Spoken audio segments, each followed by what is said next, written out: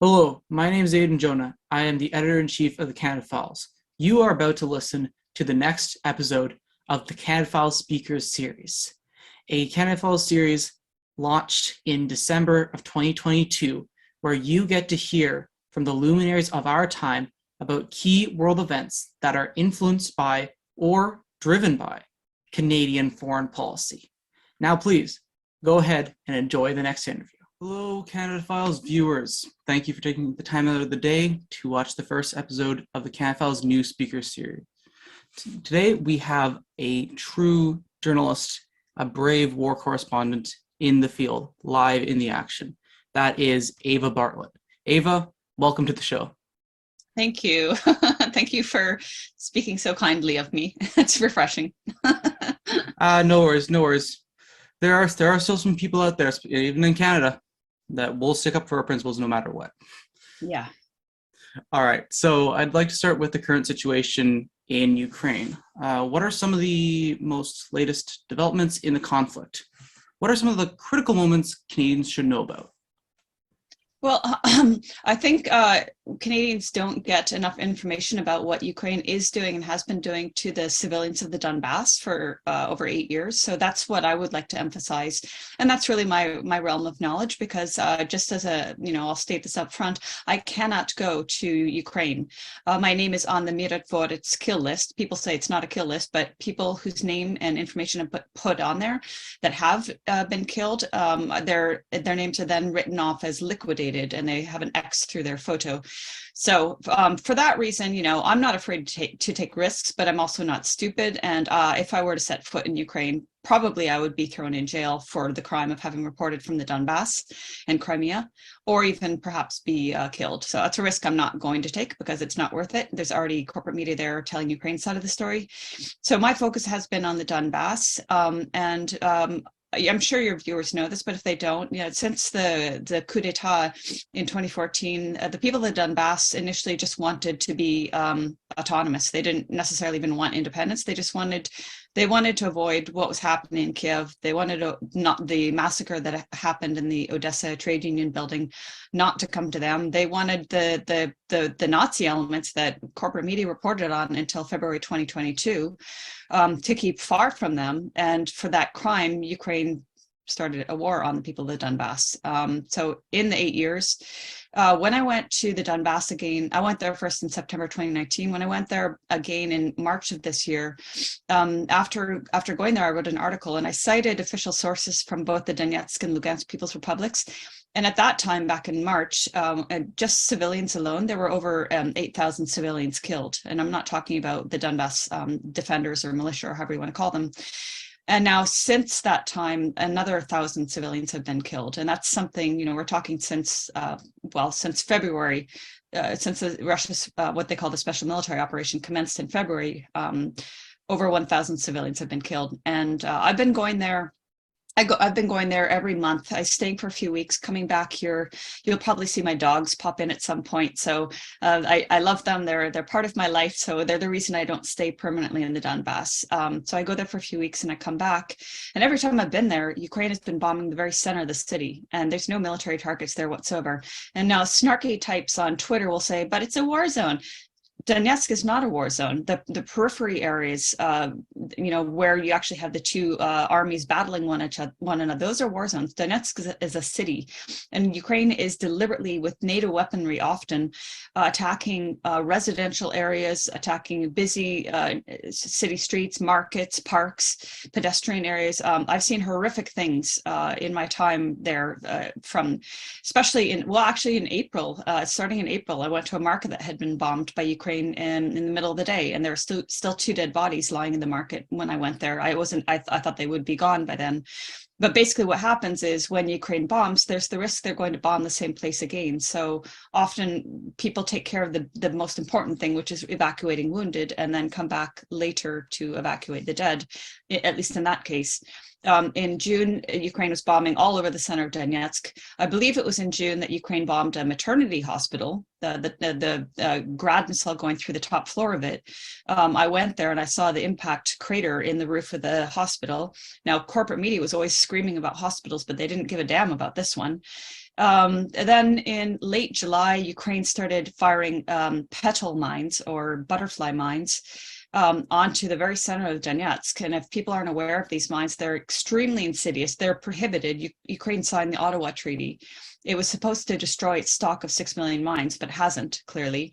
And they fired them via rockets, over 300 of these mines in a rocket, right onto the very center of Donetsk. Now, in Donetsk, we're used to being, I'm not there now, I'm at my home, but when I'm there, I'm accustomed to the shelling of Ukraine. It's not a pleasant thing to be, for that to be normal, but it is a normal reality for the people there.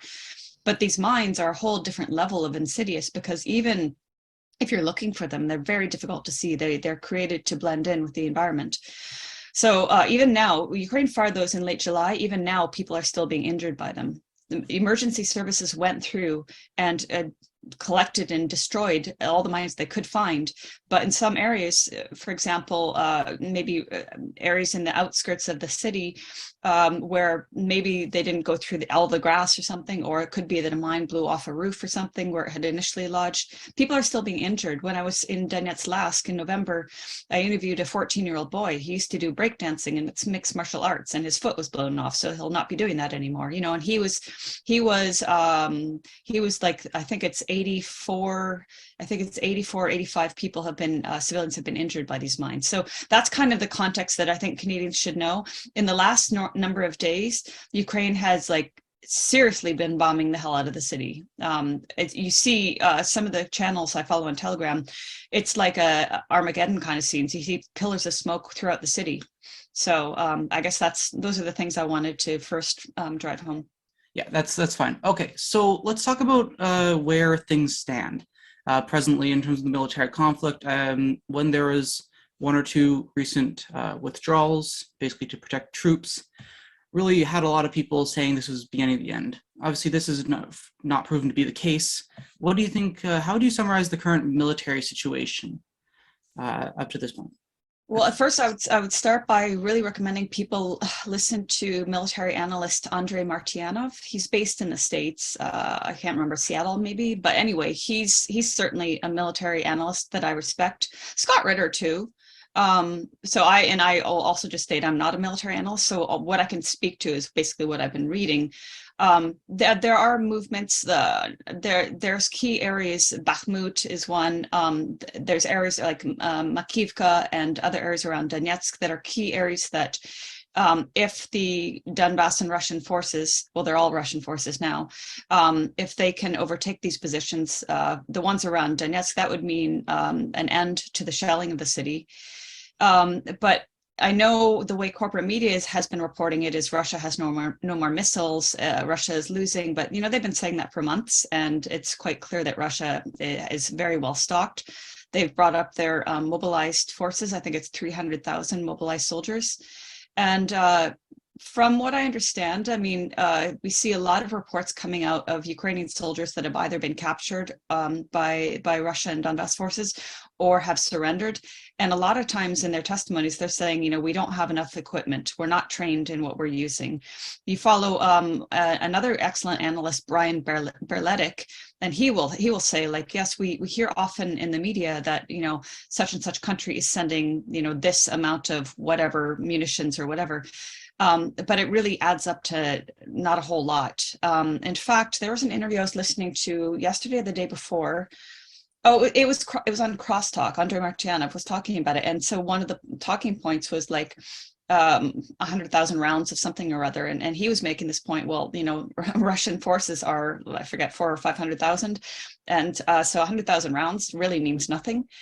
So I think back to your question, I think where we're at is that Ukraine is stagnated, and I don't believe that they're prepared for winter, whereas Russia is prepared for winter. And it seems like when Russia does start an actual push to overtake certain key positions, Ukraine doesn't really stand much of a chance, given that it's just not prepared to fight in this kind of warfare, this kind of climate. And they've, I mean, I hesitate to say much more than that, again, not being a military analyst, but again, my understanding is that a lot of these soldiers have been just thrown into the fray, not prepared, not equipped to fight or to defend themselves. And so Ukraine has lost a lot of forces. We don't really hear about that, but it is a reality. I feel like I'm not as well equipped to answer that, but what we do see is, whereas, President Zelensky was bragging about, I can't remember the terminology he was using, but he's bragging about how Ukraine is like not going to fall and all this. And the attacks on the infrastructure, particularly electricity, have impacted Ukrainians' lives dramatically. You see these images of Ukrainians in the metro taking shelter, but also at charging points trying to charge their devices. I do feel badly for Ukrainian citizens. They're caught in the middle of this. Of course, there are amongst them those who hold the extremist ideology, but they're also normal people who just are caught with a corrupt government that would not negotiate with Russia, would not negotiate for peace. And so these civilians are going to have a very hard winter because they won't have the heating. And I empathize. I feel very bad for them. It should be noted, on the other hand, that Donbass civilians have been living in certain areas without running water for quite a while. And in certain areas, they've also had electricity cuts over the years. So it's something they've been subjected to for quite a long time. But in terms of the attacks on infrastructure, I think they're fairly significant, given that we see power outages throughout Ukraine. So, Eva, now I'd want to take a few steps back and go back to the beginning. Not the conflict, but your story. So for those not familiar with your biography, can you walk us through your career from your activism in Gaza to investigatory work in Syria? Yeah, thank you. So I came from a very apolitical family, and I myself was apolitical for until my late 20s, to be honest. But I actually find that a blessing, because when I did finally get interested in news and things happening around the world, I didn't have a whole lot of biases because I was fairly ignorant on pretty much everything. Also a product of the Canadian education system. Oh, yeah. And so I began my political activity in occupied Palestine, first going to the West Bank in 2007. And I was then an activist. I'm no longer an activist, but then I was with the International Solidarity Movement. I had just started learning about, the occupation of Palestine and the horrific things that Palestinians are subjected to on a daily basis. But this has actually been the theme of my approach to journalism, is that I wanted to see for myself. So I went there in 2007. I spent 8 months there. I was eventually deported by the Israeli authorities and banned. They said it was for 10 years. It's probably a lifetime, but I was able to go to Gaza by boat with the Free Gaza movement. I went in November 2008. They actually got 5 boats from Cyprus to Gaza. I don't know how in the world we weren't attacked, as the flotilla boats were 2 years later. If you remember that, the Mavi Marmara and the other boats that were with them. For some reason, the Israeli authorities did threaten us. They tried to threaten us to turn around, but we had all agreed that we would continue forward. So we made it to Gaza. And that was in November 2008. About a month and a half later, the Israeli war in Gaza started. So that was my first experience with war. So basically, everything I've done since, Gaza was like the crash course for learning about the horrors of war, about how to do things without the basics, like without electricity. I was volunteering with medics. Well, not volunteering in the sense I was riding in their ambulances to document the war crimes that Israel was committing. Also, we had made a press conference and said, like, there are I can't remember how many of us there were, 5 or 6 or 7 internationals will be riding in the ambulances of Palestinian medics. If Israel attacks them, there's the risk Israel will attack and kill an international. And I know how that sounds. That sounds racist, like, well, Palestinians' lives don't matter. And I don't believe that for a moment, but it is a fact that if an international was killed, there would at least be some notice, whereas Palestinians can be killed by the tens and nobody will notice. So in riding in the ambulances, I did see some horrific things. In fact, one of the ambulances I was in came under Israeli sniper fire during ceasefire hours. An Israeli sniper attacking medics that were uniformed and clearly no threat to them. So I stayed in Gaza for a collective 3 years. I stayed there for a year and a half after I first arrived. When I wasn't documenting the war, I was working with farmers and fishers who on a daily basis come under Israeli fire for no reason other than pure targeted harassment to keep them from working, to keep them off the land. This is, I could lecture for hours on Israel's systematic rendering of Palestinians into poverty. But anyway, that was one of the things I would do would be to go with fishers and then later with farmers. And basically, in a sense, we were acting as human shields because we were standing between the Israeli army, the Israeli soldiers, and the farmers, and basically putting our bodies on the line, but also documenting what happens, because this is a reality that happens nearly every day in Gaza's border regions. So I did that for the 3 years that I was there. So as I said, I was there for a year and a half. I left via the Rafah crossing I think it was June 2010. And then a year later, I went back and was off and on by the Egyptian crossing until March 2013. Now, as you know, in 2011, the war on Syria began, and it was then, at the time, it was being dubbed a revolution against an evil dictator.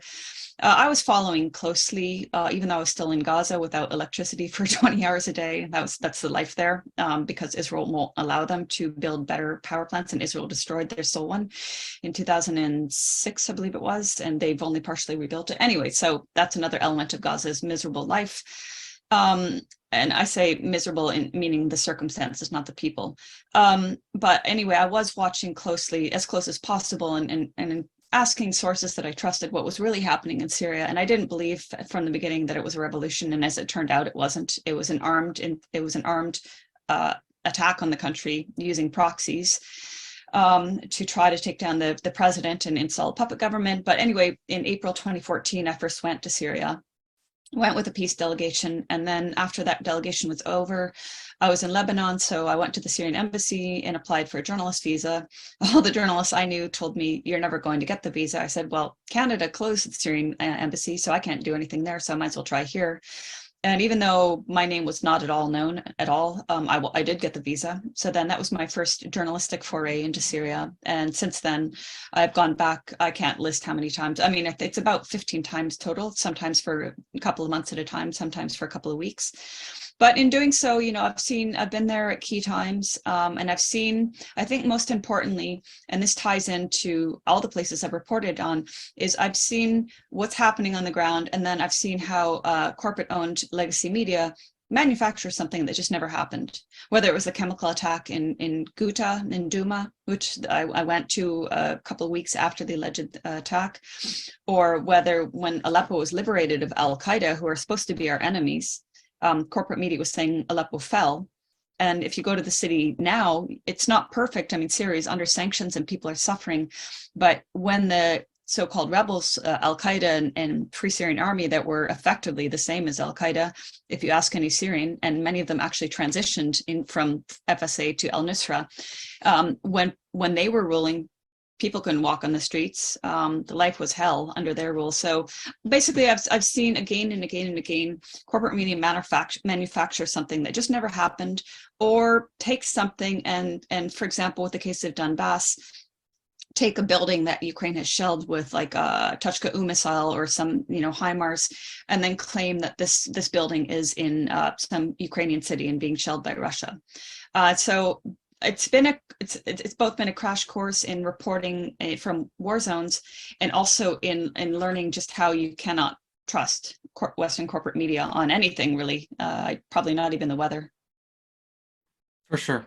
Okay, so I'm curious about something now. How would you define yourself? Would you consider yourself to be, say, a war correspondent? That's a hard one, because I think people's definition of war correspondent might be always reporting on front lines. So I have reported from front lines. So I think, but for the sake of accuracy, I would go with journalist reporting from war zones. And I know people who've actually gone to journalism school would say, but what are your qualifications? Well, we've just spoken about how since 2007, I've been reporting from places. Okay, at first I was an activist, but as I've gone, I've learned how to write journalistically and how to interview people. And in any case, I've talked with journalists like Stephen Kinzer or John Pilger, and they've emphasized that originally, sorry, my dog is upsetting my computer, that originally that's what journalists did. They went to the place in question and they reported. They didn't go to a journalist school and get indoctrinated. And now I'm not saying you can't be a good journalist if you have gone to journalist school, but it's not, you don't have to have gone, in my opinion, because a lot of the people who have written smears about me have gone to journalist school, but then have gone on to do absolutely nothing journalistically that I could see. So anyway, I would go with a journalist reporting from war zones and other places. For sure. And I can certainly appreciate the element. I mean, I'm personally in journalism school, but at the same time, what I've learned and how I've grown to run the Canada Files has not come thanks to that at all. Basically, it's come very much despite it, and I've seen that while I don't think they're bad people, inherently bad people in going through the programs, I think they're designed to put out very corporate journalists that can just slot into different roles. This idea of there's always this claim of pushing critical thinking, but really it's just being another block in the system. So I sympathize deeply with that. Certainly, I'm not of the mind that you have to go through journalism school to be a qualified journalist. I find that idea ludicrous. All right, anyways, so let's get back to things now. So how did you end up in Ukraine, right? Was there a specific moment or trigger where you said, okay, I gotta go. I need to do this? Yeah, it was in 2019. As I said earlier, I was reporting a lot from Syria since 2014, and I continued to until the last time I was in Syria was last year, and I do plan on going back. But anyway, in 2019, I can't remember the whole chronology of events, but I decided that I wanted to visit Russia. And especially I wanted to go via Russia to the Donbass, because by that point, you know, I had started informing myself more about what was happening there. And I just thought this is another area I should go and see for myself. So I did in September 2019. And then I did actually attempt to go back last year, but I think, if I remember correctly, when I asked, because I moved to Russia in January 2021, that's a whole story in itself. I don't regret it at all. But at the time after moving here, I know I inquired about going to the Donbass, but I think because of COVID rules, only residents of the Donbass were being allowed to enter, if I remember correctly. So until this year, I wasn't able to go back. But then, of course, because of the situation, I mean, I was still following what was happening there. And because of the situation in February, then I decided it was time to return and was able to. All right. So let's talk about your relationship with other journalists. Like, what's the relations kind of been with, say, with independent journalists like yourself, like Patrick Lancaster or Vanessa Beeley? Oh, Vanessa, I've known for years. We met at the Rafah crossing into Gaza in 2012. And yeah, we've just become friends and stayed friends since that time. We have a lot of crossover because she spent some time in Gaza. I think she was there for a couple of months. And then, of course, in 2016, she started going to Syria and she currently lives there. But contrary to what some people think, we aren't joined at the hip. We're good friends. We're very supportive of one another. For me, my approach to journalism is not viewing others as a threat. It's not about scoops. For me, it's not about career either. It's more, I know it sounds cheesy to say it's a calling, but it's basically, it's a drive. And I would say it's the same for Vanessa, if I could speak on her behalf. And so when it comes to information, it's not about like, she doesn't seek to shove others out of the way. She's very supportive to other journalists. And I like to think that I am as well. I don't know Patrick very well. I've met him once. He was nice. And I do see him retweeting some of my stuff and I retweet his. So that's about all I could say in that regard. But yeah, other journalists have been, like I mentioned, Stephen Kinzer earlier. He's an American journalist, writes for the Boston Globe. He's had a very interesting career and very courageous career reporting. And he's been very kind in his words regarding my own journalism, as has John Pilger. So I found them very supportive. So I'm just trying to think, like, there's a number of other journalists. I guess it depends if we're talking about COVID or specifically more Syria and the Donbass. But I also really like to encourage people. I mean, of course, there's the language barrier. So I was going to say I like to encourage people to support local journalists like Syrian and Russian Donbass journalists. But then it would have to be that their work is subtitled, or in English, which is not so common. But yeah, that's kind of a summary. Sure. So you mentioned Russian correspondents. I'm thinking of maybe people like Sasha Coates, Evgeny Podbunny, and Vladlen Tatarsky. Are you familiar and have you engaged with their work? No, Sasha Coates I'm familiar with. I don't believe I've met him, and the others I actually am not familiar with. I'm because my Russian is still quite limited, let's say. I'm starting to understand more, but I haven't studied, and I've been a lazy student on my own. But I am starting to understand more. So, but the journalist, like I'm aware of Murad Gazdiev for RT. He's done excellent reporting in Syria and the Donbass. Roman Kosarev as well. Both do English language reporting. And then I know a number of journalists in the Donbass. I don't know them all by name, but there's a wonderful journalist. I believe he's from Gorlivka, but his reporting's exclusively in Russian. Trying to think of others. Well, they're the War Gonzo guys. There is Dmitry Ashtakhan, who actually, by the way, he used to work at the press office. And in 2019, when I went there for the first time, I was new. I didn't really know what I was doing there. And he was a huge help to me. He acted as my translator. He went with me to Gorlivka and Zaitsevo and villages that were being shelled in the north area of the DPR.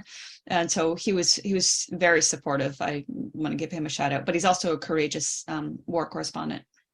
All right. So you mentioned the Boston Globe reporter. Has there been any others, say in Western mainstream media, that's been willing to stick their neck out and not just rush demonize reporting like yourself? There's actually an Australian reporter, and I'm very sorry if I don't remember his name. His first name is John. But I don't follow Australian media that often. I could try to find it, but anyway, I've seen he's mentioned me. I believe he's republished some of my articles, especially on the pedal mines. And I think he's republished another article I wrote. Yes, I interviewed some Donbass commanders in September, I think it was, and then I wrote that for Covert Action magazine. They've been very supportive as well, taking my articles and not censoring me, not distorting anything. So I really appreciate their platform. But this one particular Australian man, he used to be in politics and now does more political writings. He's reported my stuff, and he was on Chris Hedges. I believe it was he who was on Chris Hedges and gave me a shout out. So that was very nice of him. I appreciated that. But I'm trying to remember. I feel bad if I've forgotten anybody. You said like regarding corporate media. Corporate media has mainly just smeared me, but even their smears, it's been more like nothing of substance. It's just she's a Russian asset. She's a Russian troll. She's on the Kremlin payroll. She's a conspiracy theorist. She's an Assadist. She's a genocide denier. All that crap that. Yeah, no, I mean, I saw the CBC attack article on you this year. And of course, usual tricks. Yeah. Okay. Right. Let's hop on to other details. So in terms of the corporate media coverage generally, what is the modus operandi been for them? Do they actually go to the front lines, or is it just sitting in Lviv and taking the Ukrainian government at their word? I'd say the latter. Now, when I went back to the Donbass in March this year, at that time, I went with the Russian Ministry of Defense delegation. It was a very quick whirlwind 2-day thing, one day in the DPR, one day in the LPR. And then since then, I've gone back on my own and stayed for, like I said earlier, 3 weeks each time, and rented a small apartment because it's cheaper than a hotel. And it's also, once I was staying in a hotel and Ukraine bombed just outside. So I figured it's probably not a wise idea to stay there. But in any case, in March, when I went this delegation, there were two mainstream French channels, like the biggest channels. I forget their names, TV1 or something like that. Anyway, I could find them. I wrote about them. And the reason I mentioned them is that they had access to exactly the information I had. But when they came out, I looked for their reports afterwards, and I did look very diligently, so I don't believe I've missed any. The reports were quite brief, and they basically excluded any of the information we had been told as a delegation about Ukraine's 8 years of warring on the Donbass. We visited a site where in mid-March, Ukraine fired a Tuchka-U missile with cluster munitions that killed 21 civilians. We heard a lot in those 2 days, and they basically just said, this is what Russia wants us to see. They didn't report any of that stuff. And they took, we had met a chief physician of a hospital in Volnovakha, which had been liberated a few weeks prior to our visit. And the hospital was badly destroyed. And he said very clearly that Ukrainian forces had occupied the hospital. He also said that before they left, they mined the ICU. And these two French channels didn't take any of that. And they just took 2 or 3 seconds of him kind of stammering and sounding stupid about something else. So this is how I've seen corporate media operate in Syria. And this is my only experience with them in the Donbass, is that they cherry pick, they go with a predetermined narrative and they cherry pick something that will fit their narrative. In terms of Syria, I've seen it over and over again. Now in Syria, you did have the BBC and Channel 4 News, that's British. You had CBC there once, at least once, and other corporate media. And if they did go there, they went there with their prescripted narratives. I remember Lise Doucet, she's Canadian, but works for the BBC. In 2014, she went to the same hospital in Damascus that was treating children that had been injured by a terrorist mortar attack on their elementary school that day. And there was 1 killed and over 60 injured. And when she later wrote her article for the BBC, titled Russian Roulette or something like that, she said, like, yeah, the regime accuses the rebels of firing mortars, but locals believe it's the government. And that was the most dishonest thing she could say, because at that time I was renting a small room in a small hotel near East Gate of Old Damascus. And that area is being pounded by terrorist mortars all the time. And everybody knew where they were coming from. It was so disingenuous of Lise to say locals believed that it's the government firing them. There's no way. They knew exactly where it was coming from. I mean, even for me, as I said earlier, I'm not a military analyst or specialist, but I do know that experts can analyze the point of impact of where a mortar or whatever munition has hit. And whatever fragments are left, they can determine the nature of the shell. They can determine from the point of impact, the trajectory, and how far from the size of the shell, how far it can fly. And they know, with all those factors, probably some others I might be forgetting, they can tell where it's come from. So, and Lise Doucet knows that. So that's another example of dishonest reporting, because she wanted to frame, and she was trying to frame these terrorists, again, Al-Qaeda, Jaish al-Islam, Falaq al-Rahman, all these alphabet soup terrorist groups. She wanted to frame them as rebels because that was the NATO narrative, right? And they were pushing this narrative. They still push it. They still call them rebels, crazily enough. I always say, okay, well then send your daughters and wives to live with them and see how much you think they're really revolutionary rebels that are bringing peace and stability to Syria. So the other aspect of their reporting is that they totally disappear large segments of the population because their voices don't meet these narratives. So again, most corporate media weren't reporting on the terrorists in Aleppo that were shelling greater Aleppo. 10,000 civilians were killed by those terrorist shelling. And in fact, in Montreal in 2017, I gave a lecture. Agnes Gruda of La Presse attended, and her sister, I forget her sister's name, she's with Radio Canada, and they had already contacted me and said they wanted to interview me, but after I looked at their Twitter, I understood their stance, and I said, no, I don't have time for you. So instead they came to my lecture, and after my lecture, they came with camera rolling and started asking me questions. And at one point they said, but the mortars are small. And I said, did you miss the point where I said 10,000 civilians were killed by terrorists, whether they were mortars or bombs they made out of gas canister heaters and stuffed with explosives?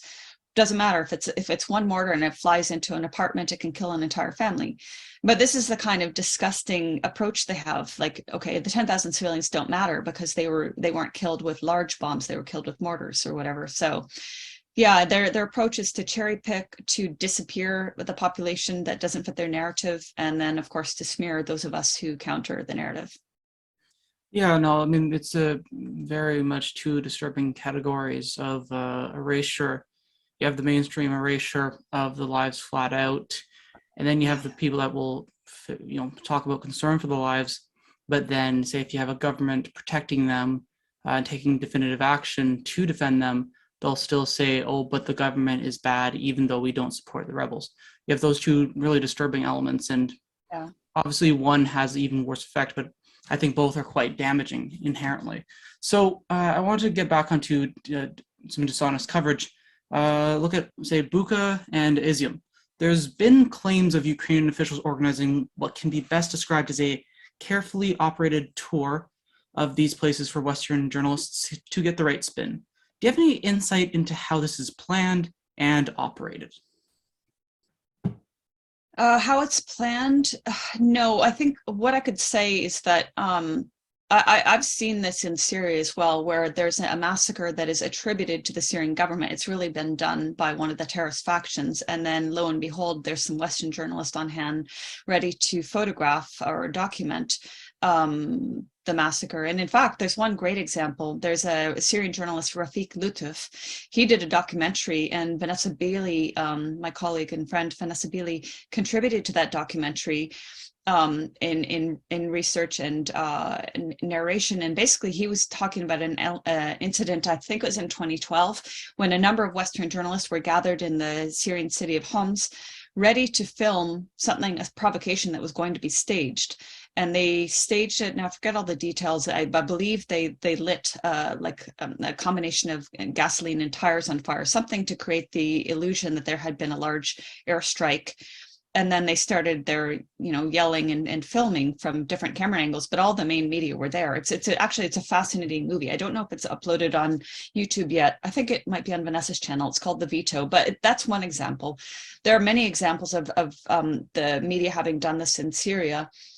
In back to Bucha, what I can say about that is that, so you have the precedent of journalists being willing to go along with staged events.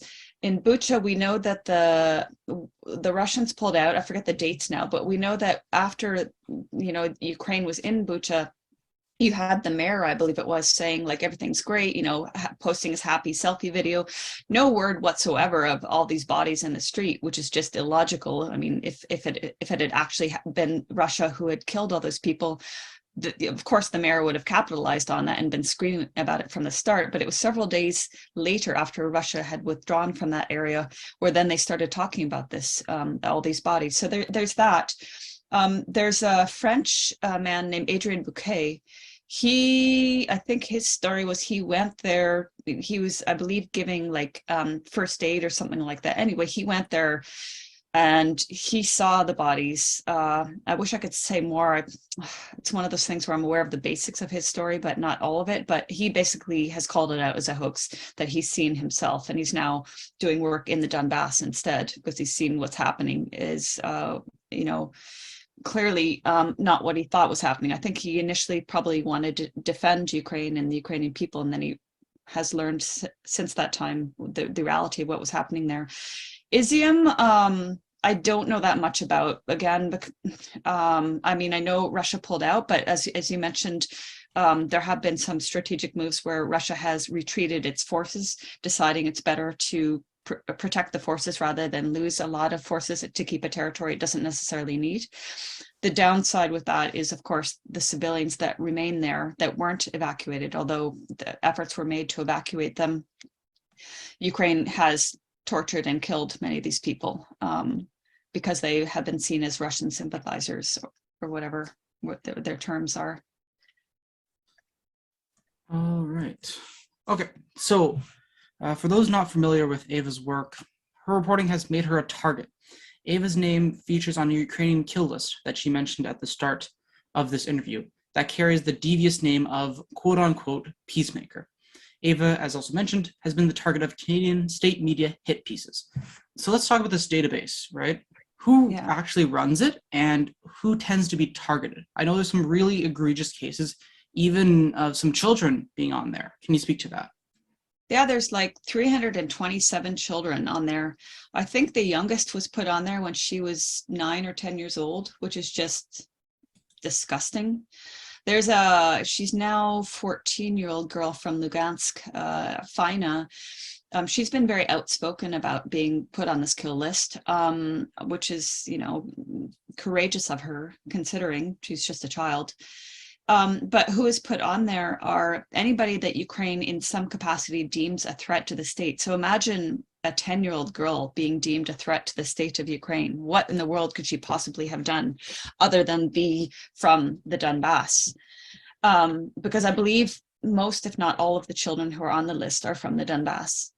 So then there's kind of the added insult to injury or whatever in that these kids have grown up only knowing war, on top of which they're put on a kill list. It's insidious. The list, it was formed in 2014, I believe. I could drag up my article, so if you want specific names, but it was formed by somebody who was in some capacity involved in the government, I think foreign minister, and some other people. And they created this database, which some people have said is hosted on NATO servers. I'm not very much a tech person, so I haven't done a deep dive into that, but I know I've seen a lot of people screenshot and say like it's hosted in Canada or it's hosted in whatever NATO country. But the fact is, it is a list, a database that the Ukrainian government is well aware of. I know when I wrote about it a couple of years ago, I researched and that Zelensky knew about it, but he didn't want to interfere with it because that would be something like interfering with freedom of speech, which is just extremely ironic. Because whereas it's not only journalists, as we've said, there's children on there, but one of the intent of the list is certainly to quash any sort of political dissent within Ukraine proper. And that's something I think Canadians also should be aware of, is that we're not only talking about, okay, there's been an over 8-year genocidal war against the people of Donbass, but also people within Ukraine proper. If they have any sort of criticisms with their government, their corrupt regime, they risk being thrown in prison or killed for having these criticisms. And many Ukrainians are on this kill list and have been killed after being put on it. You have opposition members that are on the kill list. You have civilians that did something as innocent as drive somebody, a pensioner, from the Donbass to wherever they go to collect their pension, being put on the kill list. Excuse me. So it's a database. They put as much information as they have on you. For me, they have only my name and the fact that I've been to Crimea, the fact that I've reported from the Donbass. And when we talk about the CBC thing, I want to highlight one other fact. So for me, they don't have any specifics, but I do think Canada does have a large Ukrainian diaspora, not all of which hold the same sympathies as the Nazis in Ukraine, but some of them do, or maybe a good number of them do. I can't quantify that, but I know our Deputy Prime Minister does, Chrystia Freeland. So were I to return to Canada, because of the CBC smear, some of these people who might not have known of me before might now know of me. And, if they saw me, who knows what they would do. And I don't believe Canada would protect me. But yeah, the list, you have a lot of US politicians. You have Roger Waters, famous singer, Roger Waters, famous musician, on the kill list. Elon Musk was briefly on the kill list. That's actually an interesting story. I didn't break that story or anything. I just saw somebody share it. So I screenshotted that, tweeted about it. And the next morning I had Elon Musk tweet. I woke up to Elon Musk tweeting at me saying, "Is this for real?" But then, so apparently those who were watching it in real time said his name was up there for about 15 minutes and then taken down. So it's got a variety of people, many who've never even been anywhere near Ukraine. And again, it just speaks to how much there is not freedom of speech in Ukraine, how much it is not a democracy, how much, all the values we've been told to, change your profile picture to the Ukrainian flag because it's this wonderful bastion of freedom. We've been lied to on a very large scale. Yeah, I couldn't agree more. So I want to get onto Canada again. So the Canadian government, have they at all looked into these the death threats you face, the kill list? Has there been any attempt to even say check on your well-being as a Canadian?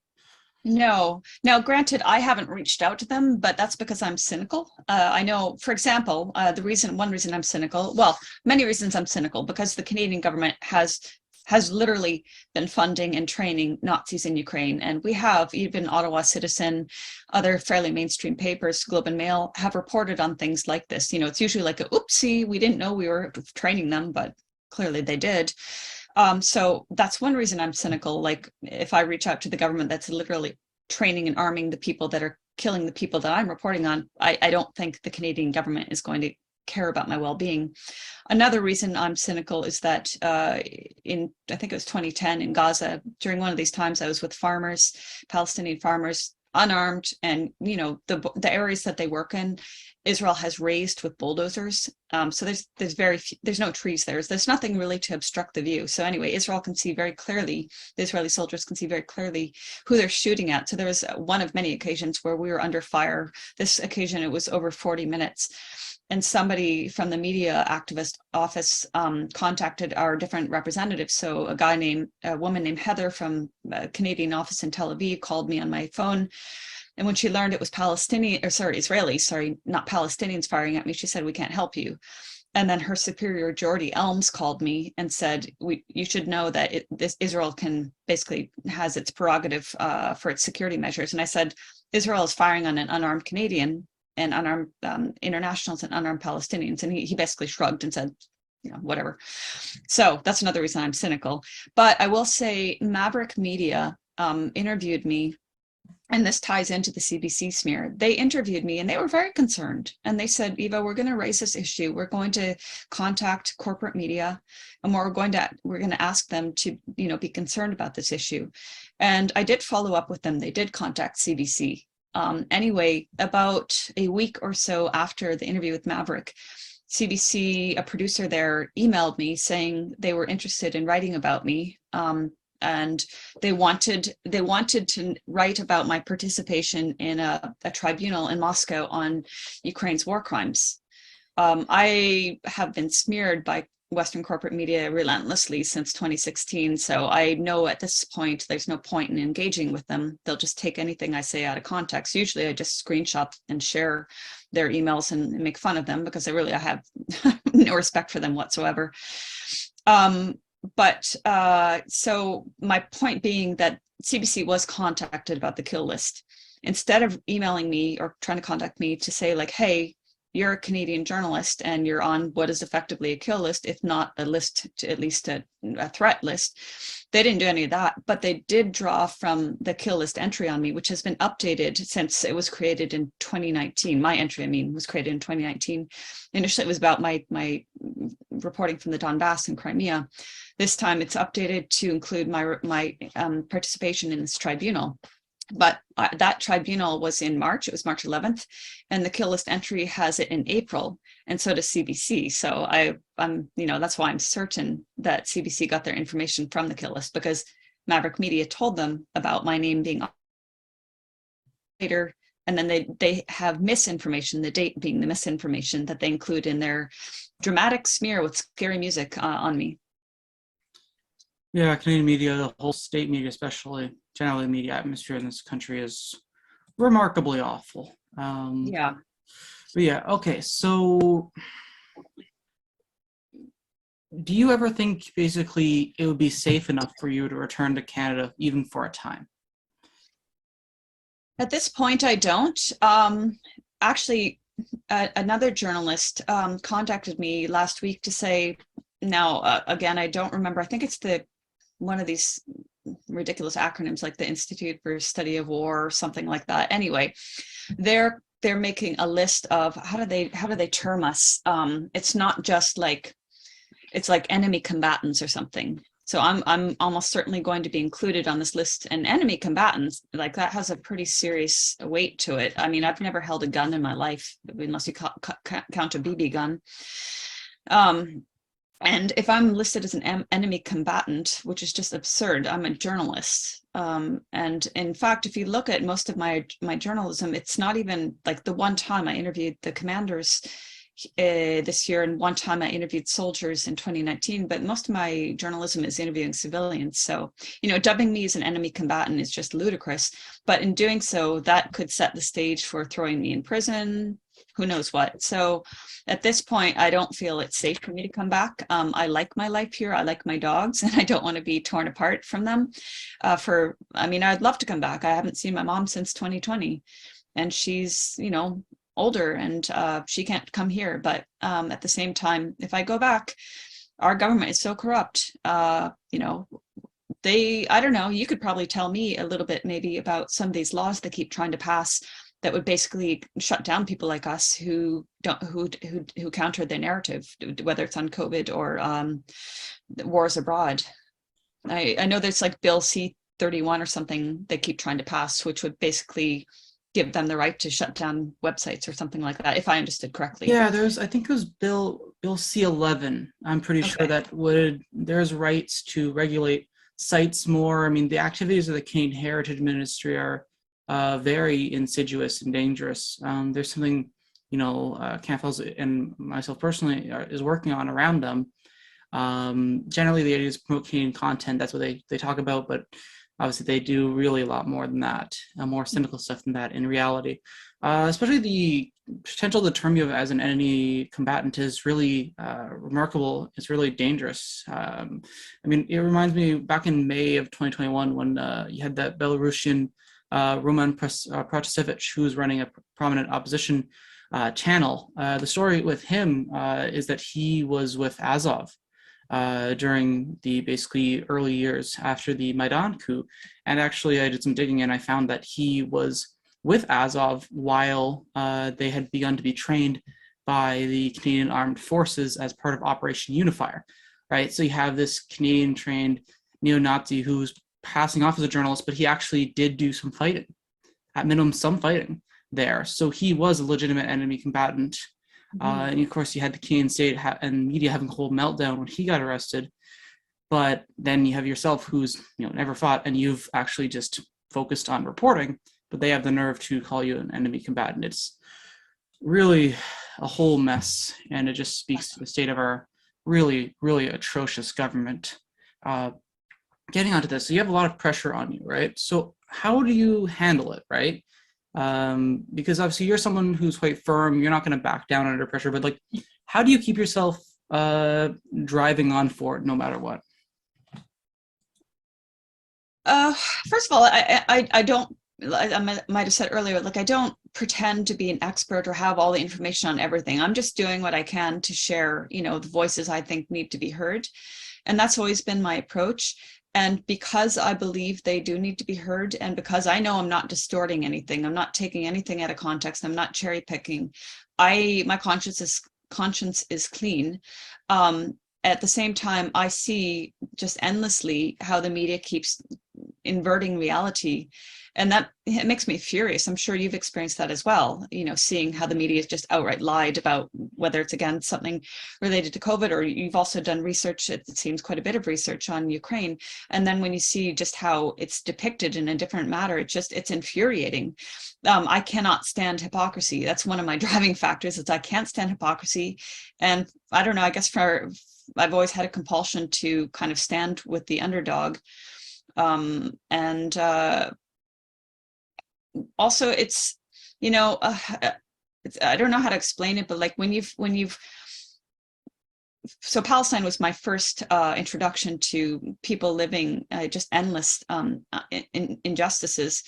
But then when you're in such a situation where whether it's they're going through these dehumanizing checkpoints, or having their villages and cities raided, or their houses destroyed, or being abused by the illegal colonist, or what have you, and I'm talking about Palestine, and yet you're met with such friendship and love. It's just like I haven't met many people who have gone there and not been impacted in such a way where you can't not do something about it, right? You can't just go back to doing something else with your life.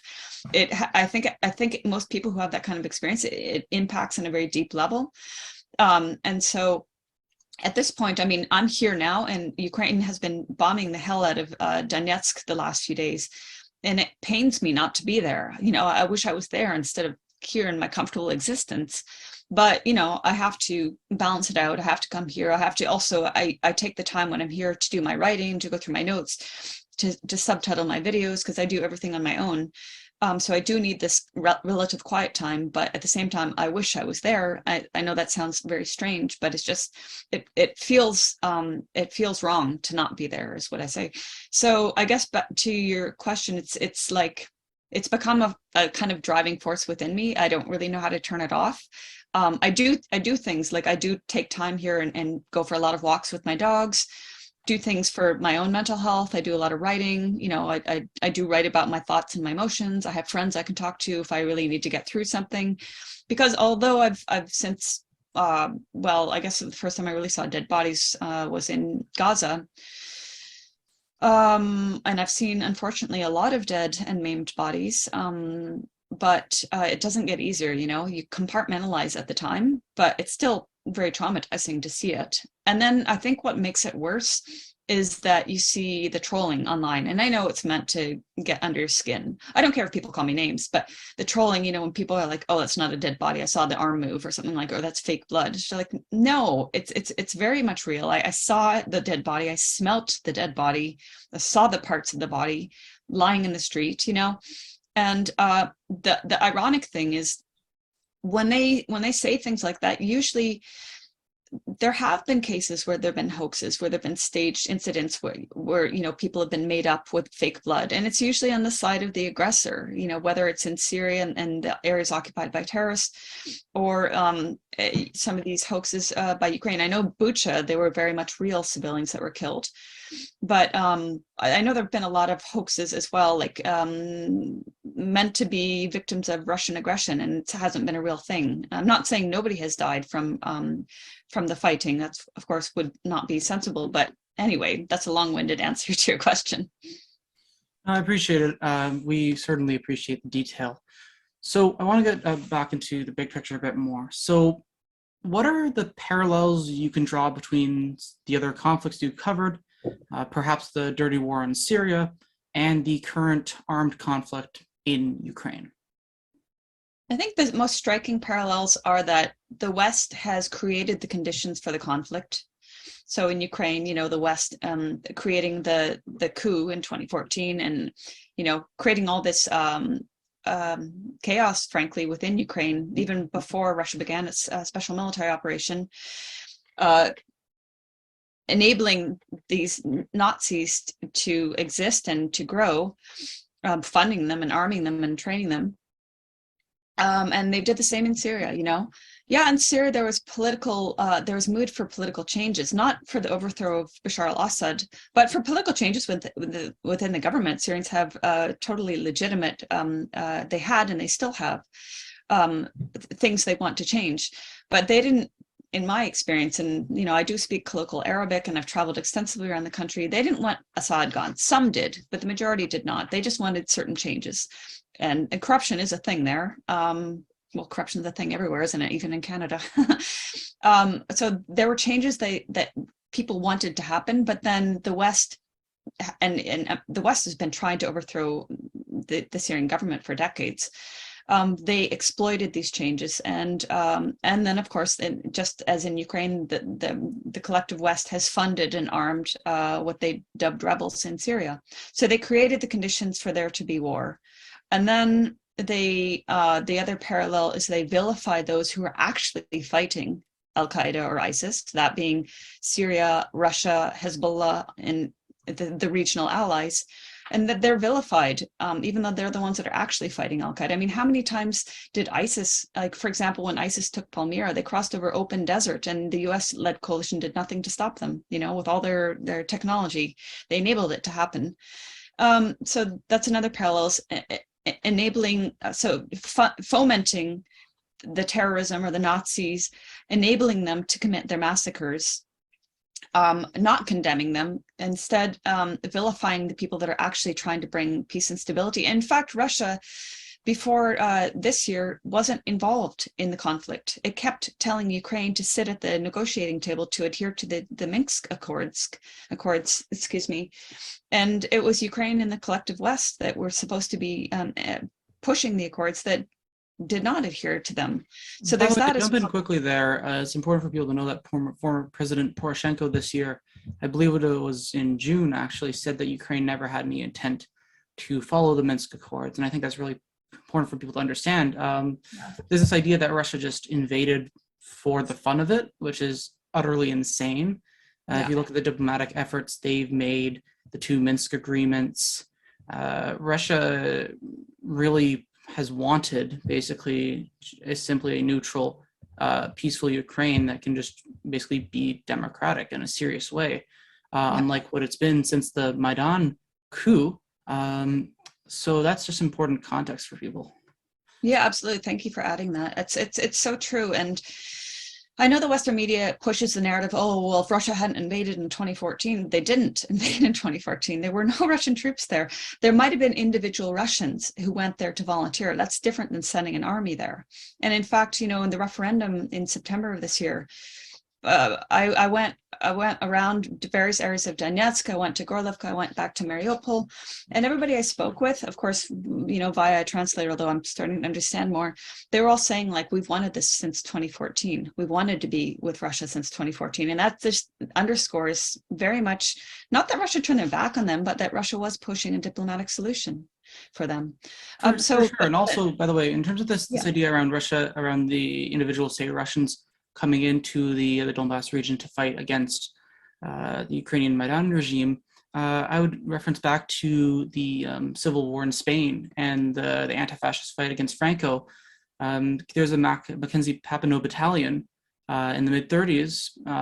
By the logic that you've described, some people having, that battalion fighting in Spain against the fascism in Franco would have been a Canadian government sponsored thing, when in reality, of course, the Canadian government passed the War Measures Act specifically to try to prevent such a thing and really criminalize getting people and Canadians to fight abroad. Of course, something that's conveniently ignored when there's recruiting for the Israeli Defense Forces in Canada quite frequently. And with Ukraine, there's a good friend of the CanFL's Hamilton Coalition to Stop the War, so Ken Stone. He did a good article basically on this Hamilton businessman who set up this recruiting portal to try to get Canadian fighters to Ukraine, actually, right? So you have this ongoing example with the IDF. You have this with Ukraine as well. I just want to bring that up because it's rather ludicrous. There's, as you mentioned, this hypocrisy was part of what drove me to start these things. Coming into reporting originally as a very left-leaning social democrat and shifting all the way to my current positions of early socialism and anti-imperialism, it came from just the fact that the hypocrisy is utterly intolerable. So I think that drives yourself, myself, and a lot of other people. Yeah. So getting back to the conflict, right? So that's endured for since the start of course, midway through the end of February. So you're obviously not a military expert, you've made that clear. That's fine. I'm just wondering your thoughts, though, on the different groups. You have the DPR, the LPR, Russian troops, and Ukrainian prisoners of war. How do you think they're looking at the military situation at this point? I don't know, actually, to be honest. I don't know. Okay, cool. I think Russia has the advantage because it has the forces, it has the weaponry, and it's able to endure the winter. And I believe that I don't want to misquote Scott Ritter, but I know certainly Brian Berletic would describe this as a war of attrition, of Russia just wearing Ukraine down. Right. So in that regard, I would think that Ukrainian forces, like, even if the government and the West are not going to admit it, they have to know that, right? They have to be aware that the end is near. Sure. And I think it's important to think of it from the human perspective, as all of us have been. This conflict, of course, nobody really wants to have to go on. What do you think has to happen to end this conflict? That's a good question. I think that all of the Donbass needs to be retaken. I suppose a good buffer to ensure that Ukraine can no longer shell Donetsk and other cities. But I don't know. I mean, I don't know in terms of like if the Ukrainian government needs to, like, I don't know beyond that. I just I think also, obviously, one of Russia's stated goals was denazification of Ukraine. So, a cessation, an end to these Nazi parties and allowing the Nazi ideology. I mean, that's another thing I think perhaps you could highlight, is that every year there's a vote against the glorification of Nazism. And the US and Ukraine, I think, are the only two to vote against or in favor it, or whatever. They're wrong. There's a change this year, I'm pretty sure, where more countries abstained because they tried to claim this was just some sort of like Russian provocation against Ukraine. All right. Okay, let's jump back into it. So the mainstream coverage of the clash, what's the biggest flaw with the reporting that they've done? One single flaw. One single flaw. Are you speaking of Ukraine or Donbass or all? I would be speaking of like mainstream media in anywhere, Ukraine, Donbass. Not reporting on Ukraine's genocide of the Donbass. That's the biggest. The second would be, as I might have said earlier, like taking instances where Ukraine has deliberately bombed civilian areas of Donetsk or elsewhere in the Donbass, and then claiming it's in Ukraine, being bombed by Russia. Even the pedal mines, mainstream media claimed that Russia dropped those. The other thing is all this emphasis on destruction in Mariupol. Yes, there is a lot of destruction in Mariupol, just like there was in Aleppo and Homs. And what the mainstream media always omits is why there's destruction and why there isn't also destruction in other areas of Mariupol. If Russia was wantonly destroying the city, which has ethnic Russians in it, so that alone, that narrative makes no sense whatsoever. But if that was the case, why didn't Russia actually destroy the whole city? Because the city is not destroyed. There are areas in the city that are badly damaged. There are areas in the city that are untouched or relatively untouched. You'll have apartment blocks where you see blackened out upper floors where the Ukrainian forces had occupied, and you'll have apartments nearby that are not touched. So, I mean, this narrative that Russia went and destroyed Mariupol, and that's like you said, Russia just wants war. Like that's another narrative that is just wrong. As we've already established, Russia was doing what it could to avoid war. And then in terms of the destruction, back to Volnovakha, which I mentioned earlier, I've been back there a number of times since, and I went back to the hospital and I learned that not only did Ukraine mine the ICU, Ukrainian forces, but even, I was told this by hospital staff, even before any Russian or Donbass forces entered the city, Ukrainian tanks were shelling the hospital. So, I mean, these are all things that Western media omits, and then they paint this scene of Russia wantonly destroying cities in the Donbass that has been taken from Ukraine. It is Russia who's rebuilding Mariupol. And so recently, I have a couple more things on media reporting. Recently, it was brought to my attention that one hospital, it's not huge, but anyway, it had been badly damaged, and it was in the space of 3 months rebuilt. And BBC has a photo of like the top of the hospital, satellite image. They always rely on these satellite images and aerial photos, and they're claiming it's a Russian military base. Now, I was just there in November, and I went inside, and it's a hospital that treats infectious diseases, and it's clearly a functioning hospital. That's one thing. The other thing is the media constantly, in their reporting on Mariupol, relied on the man they call the mayor of Mariupol. Now, this guy, Boychuk, what's his first name? Anton, maybe? Boychuk. Anyway, Vadim Boychuk. He fled Mariupol a couple of days into Russia's commencement of the military operation. And he's somewhere in Ukraine. So he's not a source on events in Mariupol. He's a source for misinformation on Mariupol. He's been the voice that was behind the initial claims of mass graves in Mariupol, which I've gone to all the sites in question, and they're regular cemeteries. So back in April, they claimed that this area to the west of Mariupol, Mangush, was a mass grave. It was just a cemetery that was expanding. There were about just over 300 new graves, individual plots, just under 100 of which were still empty. And otherwise, bodies were being buried individually in the plots, marked with information when they had it and with numbers when they didn't have it. More recently, when I was in Donbass in November, I saw the media is resurrecting, no pun intended, sorry, but this mass grave stuff. They're calling it mass burials now, maybe trying to get around like whatever, they're saying mass burials, but the intent is still there to imply that it's this, when they were reporting in April, they were saying it's like a pit, what did he say, Vadim Boychenko or whatever his name is, a pit 30 meters wide with bodies thrown into it, and that wasn't the case. They're still trying to push this idea because they're trying to push this narrative that Russia is occupying the city and killing people. I went to Stary Krim, one of the cemeteries that has been claimed as a mass burial site.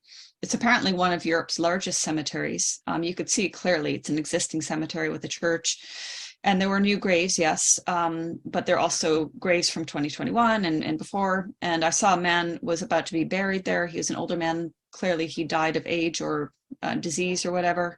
And there was a funeral going on for somebody else there. So it was a normal functioning cemetery, but the Western media using their fancy satellite images in their institutes for studies of war or whatever, are claiming these are mass graves, because again they're just trying to push this continuous narrative of Russia bad, and again it's back to hypocrisy. It's just so hypocritical, because Russia's not the bad party here. It's the West is. I'm sorry, folks. This is like, if you're not coming to grips with it, if it's going to be hard for you to accept, but we are the bad party here. We're the ones that are training and supporting Nazis and letting them literally assassinate people. And they themselves actually did mass graves. George Eliason is an American investigative journalist that lives in the Lugansk People's Republic, and he's visited various mass burial sites that I can't say which group, whether it was IDAR or which party or Ukrainian forces, but there were Donbass civilians buried in those actual mass graves. So these are the kind of things, there's all these horrific stories that came out of Mariupol when it was liberated, of Azov and Ukrainian forces. And, this is what we're supporting. And yet the media continues to push this Russia bad narrative. Right. So obviously, to the Western audience, the war in the Donbass, Ukraine generally, started on February 24th this year. Of course, for the people of the Donbass, it's been really an agonizing, almost 9-year ordeal. There's been so much dehumanization of them. There's kill lists, but they've carried on, right? It's been really a brave effort from the people of the Donbass to refuse to accept subjugation by the Maidan regime. Are there some moments of just bravery from the Donbass people in particular that you might want to highlight? Well, yeah, and I appreciate that you said that.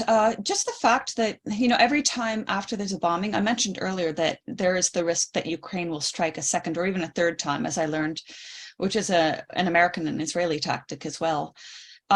Striking an area after they've first hit it, knowing that they will then kill or maim people who have come to the scene to rescue. But anyway, that said, almost immediately after Ukraine has stopped bombing, people are out on the streets cleaning up, putting boards on where windows used to be, and opening their places of business again.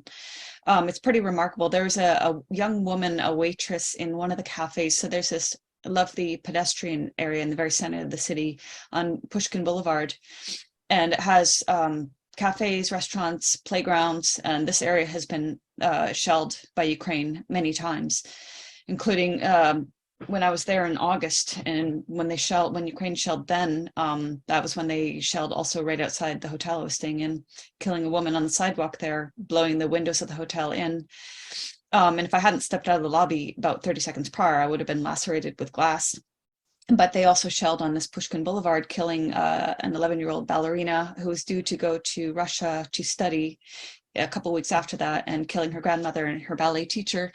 But anyway, on that Pushkin Boulevard, I remember coming across a story of a woman, a waitress, who, when the shelling started, she stayed, and she was basically evacuating people to the nearest, not a bomb shelter, but open door to a basement. And so she kept going back to evacuate people. So she, was putting herself on the line to help people. I'm sure there's many such stories. I'm trying to think offhand but I think it is important to highlight that the Ukrainian nationalists have utterly dehumanized the people of the Donbass. They have all sorts of names they call them. And Western corporate media has done so, just like they did with Syria. If you're from a region that is supportive of the Syrian government, for example, the coastal areas like Tartus, Latakia, that tend to be, but not exclusively, from the Alawite sect, then if there was ever, for example, there were many terror attacks in those areas, then Western corporate media, if they reported on it, would say, oh, well, Alawite supporters of the regime, were killed or whatever. And they did this in Lebanon too, Hezbollah supporters, so it's not, there's nothing wrong with being an Alawite or a supporter of the government, but the way they say it, it's meant to be like, well, their lives, it doesn't matter that they've been killed. And they do the same thing when they refer to the Donbass. They'll say Russian-backed separatist. Well, but they weren't Russian-backed. They've only since this year been Russian-backed. for the 8 years of their suffering of Ukraine's warring on them, they were Donbass people that were formerly Ukrainians and were being shelled by their own former government. But so it's incredibly disgusting the way media has, if they have reported on them, has employed that tactic. It's not surprising.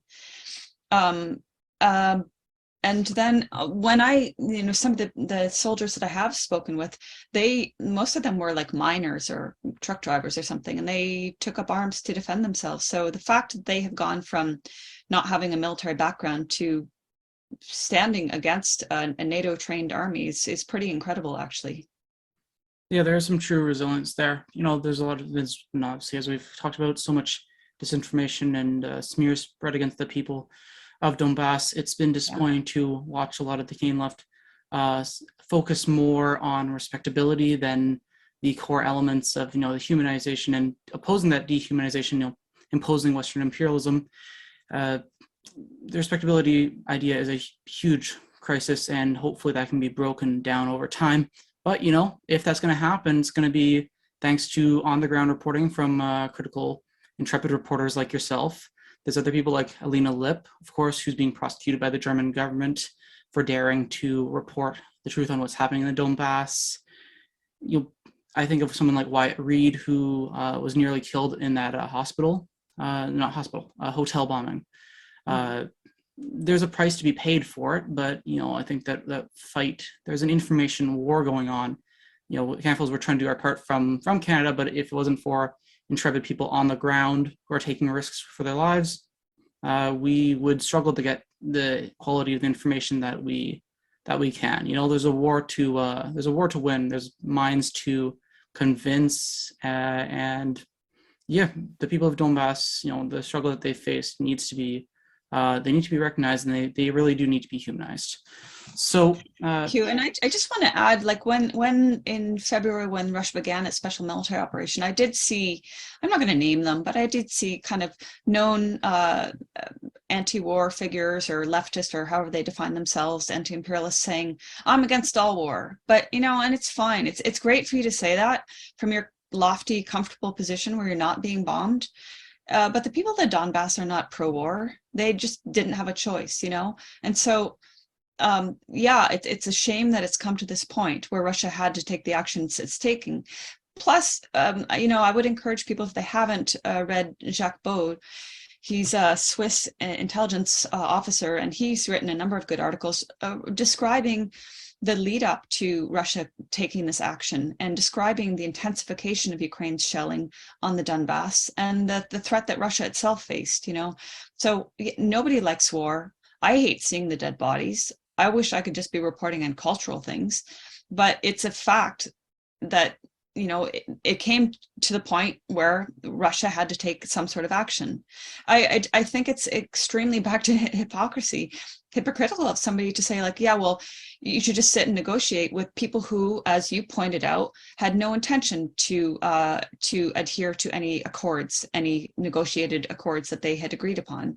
So why should the people of the Donbass be forced to suffer longer? Why should Russia be forced to suffer?